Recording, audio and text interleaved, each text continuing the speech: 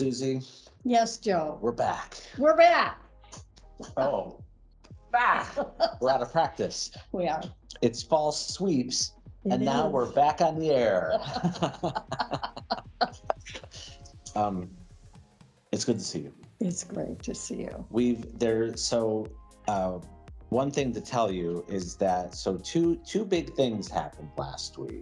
Yes. Number one was Microsoft Ignite. That is a in-person and virtual conference that Microsoft puts on that talks about all the new features coming to all the products. Oh, that would be exciting. I didn't get to go, but I'm going to catch up on all the cool announcements and all the new things that are coming. I'm going to catch up a bit later. Okay. The second thing that happened last week was the annual fall Microsoft it's called Community Summit, and it's focused on all the Microsoft accounting software, Right. usually, plus other things too, stuff we've talked about with Power Platform and Power Apps and Power Automate.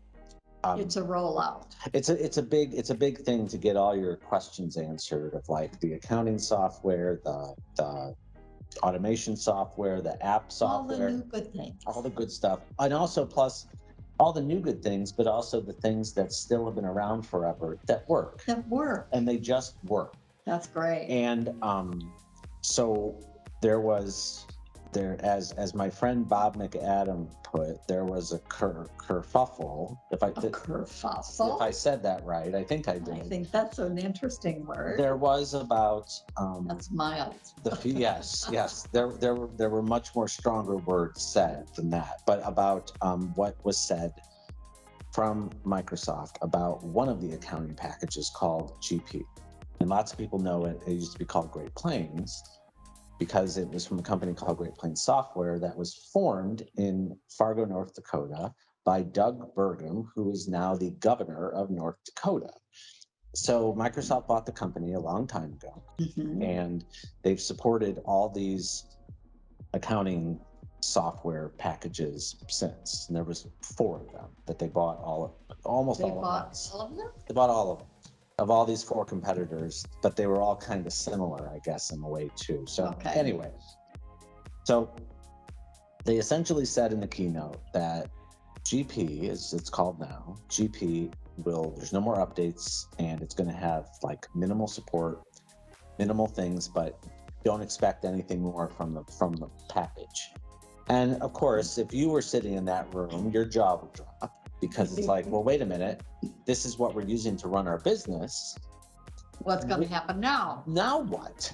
So I think today's discussion again is just besides relationships matter, because they do. Because if you decided to go down this route of buying this very complicated package of software and services and whatever from Microsoft, you sort of expect that it's going to continue to be stood behind. And you expect that you're not going to kind of get a shock like that when you're sitting at a user conference to discuss how can I use my system better, or how can I solve this problem using my system. And then that happens. So words matter too. Yes, not only words matter, but relationships are the key to everything. Yes. And saying something like that is the equivalent of basically throwing a bomb or saying to your partner, oh, by the way, I'm cheating on you. It's the same kind of bomb. And so I made my opinions known, of course, through LinkedIn to the VP that was presenting and everything. So did many other people. And I'm struggling to think of the right words of what to talk about, but talking about how if you're going to do something, then you need to stand behind it too. If you're going to provide something. What's interesting to me about this is a wise person, before they did something like that, would reach out, not necessarily publicly, but behind the scenes, to see what the reaction would be. Sure. And would see if there was a way to address that reaction. to make it work for everybody. That didn't happen. It appears no. That's so disappointing. Yeah, it appears no. And so as our company, who's a Yeah. Microsoft partner, Right. and you as one of our many clients that Mhm. I have gotten you onto the Microsoft system, Right. so it starts to bring up a nagging thought. Will there be something else that, Yeah. If you're saying to right, me, maybe what I use right, won't be there someday. right, like, and everything has a life, and it goes. Yeah. I get that too, but will it turn into something where it's like, bam, bye? Like, is it going to be? You don't operate that way as a business. No, we could never do that. We talk about issues. Yes. And we work things out. Yes. And then we move forward Yes. again. And It's not rocket science. No, it's when not. It comes to human relationships. That's right. It's not. And It's what I do for business. That's what you do for a living now. It's what you do for a living. Right. And you do relationships. I do tech. I do relationships. You do relationships. We have a relationship. Yes. And there's a right and a wrong of how you're going to attempt to handle people and handle different types of people. Well, not only is there a right and a wrong, there's a way that works in a way that doesn't. Right. Right. So it's something that I've been really just chewing on since last week when I found out, because I didn't get to go in person, just commitments, but I've been chewing on this and stewing on it. And so something that I'm that's the equivalent. This announcement's also the equivalent of like your Subi has like a low tire, but the car runs perfectly fine. The car's great, it's reliable, it's dependable, it's stable, and it's got a low tire, and you trade the car in for a new car. And not even a new Subi. You go to a whole different car. That's like the same, but and unfortunately, that's what I hate to see is like that's how this and other tools that we call them legacy tools. Yeah. Now. They've been around a long time. Right. They're very mature. They're stable. They work, but they're getting that they're not the newest shiniest thing. And so what that's doing also to other customers is they're considering leaving the Microsoft space completely. Right. And so again, it'd be like you trading, you've had a Subi for, you had like 12 Subarus, and all of a sudden it's like, nope, I'm getting a Hyundai now, and like you're gone, like you walk away from the whole thing. See, that didn't make sense now that I'm thinking about it. This analogy, I don't think fully made sense right now, but maybe it did, and I'm just overthinking it. Well, people get pissed and they have reactions and they don't think things through. And that clearly happened, if you don't mind my saying, on the Microsoft end. Yes. The danger is that it'll happen on the other end as well, which is people will just throw up their hands and say, I'm done. Also true.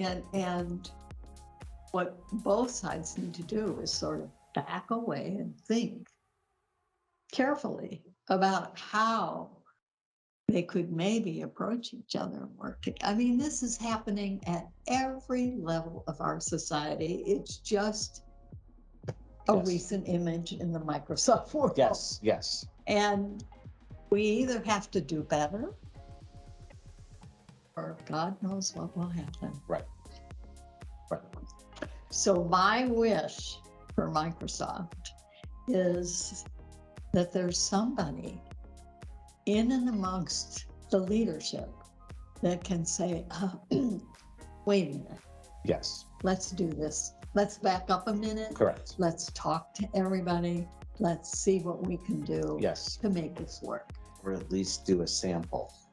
At least toe the waters, whatever. Right. And unfortunately, and now this is going off into as what I've learned from a very good friend of mine. This is going off into a beer conversation at this point. But every for-profit company their goal is to make money. Of course, that's why you're a for-profit company.